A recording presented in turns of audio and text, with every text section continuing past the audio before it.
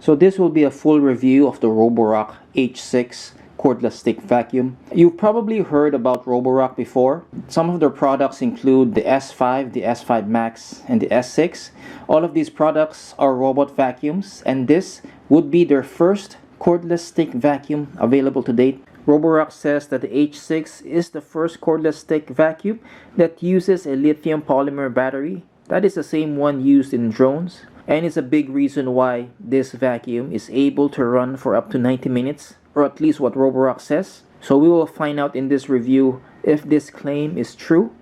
I believe that that claim is only possible using non-powered tools like this crevice tool that I have attached right now. So we will look at the different features of the H6, how similar and different it is from Dyson cordless product, and the results of all of the tests I did with this product. If you haven't done so, please hit that subscribe button and hit the bell icon right beside it to get the latest updates when I publish new reviews.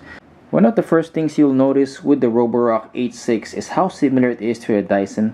It has the same trigger switch that is quite responsive. When you squeeze it, the motor instantly turns on and shuts off when you release the trigger. But one difference that the H6 has over the Dyson product is this switch right behind the trigger. This switch is an electronic trigger lock, so when you press this button, the motor will stay on. Even when you press it subsequent times, the motor won't power off until you press this button right behind the trigger. On top of this vacuum is a small screen that has different sets of icons. The first icons you'll see is the status of the trigger. You can set it between lock and unlock. The second icon shows you how much battery is left and the time remaining when you squeeze it. The third icon lets you toggle between the three power settings of this vacuum. So here's the Roborock H6 beside the Dyson V8. You can clearly see the similarities and differences. Both these products have the same trigger switch. The difference would be that the H6 has this screen while the Dyson V8 does not have the screen. Also, the way you toggle between power settings is done differently. In the Dyson, you just slide the switch back and forth to toggle between the default and max setting, while the H6 you just toggle through the different settings by pressing this button at the back. The filter placement is similar, but the design is different. The Dyson V8 has a more cylindrical filter.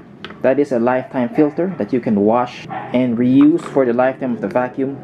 While the H6 has the same washable filter, I am not quite sure if this filter is a lifetime filter or you have to replace it on certain intervals. The dust cup is in a way similar to a Dyson V8, but one thing lacking with the Roborock H6 is the hygienic system found in the V8. So emptying the H6 would be a bit messier than disposing dirt in the Dyson V8. One of the most intriguing features, at least for me, is the 90-minute runtime, claimed runtime by Roborock. So I fully charged this and I'll run it until the vacuum is at empty. The H6 didn't reach the 90-minute mark, but it was close at 86 minutes and 52 seconds. Even though it did not exceed that mark, the number is still impressive considering how small and lightweight this product is. In the max setting, this vacuum will run for up to 9 minutes and 37 seconds. One thing I'd like to point out is the accuracy of the timer. When the timer reaches 0, this vacuum will run for an extra 20 to 30 seconds. So this was pretty consistent in the tests I did. Next, we will look at how this product cleans in its handheld and stick vacuum configuration. One of the concerns I had with the extended runtime is how practical it is and how usable the power is at the lowest setting. In its handheld configuration, this vacuum was able to pick up stuff like dust and pet litter, though you have to use the middle setting if you want to pick up finer bits of pet litter.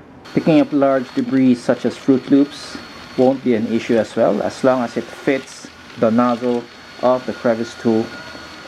The standard brush roll was able to do an outstanding job on hard surfaces even at the lowest setting. I tested it on stuff like coffee grounds, sand, quaker oats, quinoa, pet litter, and for the most part it scored high marks. So please check the link to the review down below to see the complete scores. The standard brush roll was able to pick up most of the sand on the forward pass, but it struggled a bit cleaning Quaker oats in the low and medium setting, so I had to use the highest setting to pick everything up. The H6 also did quite well on low and mid pile carpet. On surface cleaning tests, the main cleaning head was able to pick up most of the debris scattered on the test area in the initial forward pass. I did not encounter any big issues with the main brush roll in any of the test debris. I must point out that in the Quaker Oats test, the main brush roll did leave a small trail behind, but it was able to pick it up in the backward pass, so I don't consider it a big issue at all. For the deep cleaning test, I rubbed 100 grams of fine sand on medium pile carpet, and I did 2 tests, one on mid power and another on the high power setting. The H6 was able to pick up 79.3% of sand in the middle setting and 87.95% in the highest setting. One of the main reasons why this tool was able to pick up well on hard floors and carpet is this seal behind the main brush roll. One of the biggest issues with the Roborock cleaning head is the lack of movement from side to side. When you compare it to a Dyson V8 that turns up to a 90-degree angle, the H6 is much less than that. So this limited movement makes it feel a bit more stiff as you try to navigate around furniture. So this is how the filter looks like after all of the cleaning tests. I'm sharing you this just to give an idea how often you need to clean these filters. The first filter is the post-motor filter. As you can see, it looks fairly clean based on this visual test. The next filter is located right under the motor. This is what they call the pre-motor filter, and it looks fairly clean from my visual test, though I could feel a bit of sand in this area.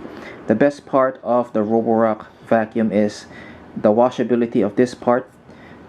As you can see, this is fairly soiled and I'll need to wash this to maintain the performance of this vacuum. Now both of these filters are washable, and I would say that you need to wash it at least once a month or maybe twice at most if any of this gets soiled. Lastly, we'll look at the noise level. Using a sound meter, I measured it from a few feet away with the main cleaning head attached. So these are the results. So the H6 recorded a 73.7 decibel rating at the highest setting and a 70.3 decibel at the lowest setting. One of the reasons why the noise level is above the claimed numbers of Roborock is the main cleaning head that vibrates quite a bit when you use it on hard surfaces. Overall, I'm impressed with the technology that Roborock put in the H6. While it isn't perfect, the extended runtime, compact design, the bevy of tools, cleaning performance make it a good alternative to the more expensive Dyson V10 or V11. If you like this video, please give it a thumbs up and subscribe to get the latest updates when I publish new reviews such as this, and I'll see you in the next video.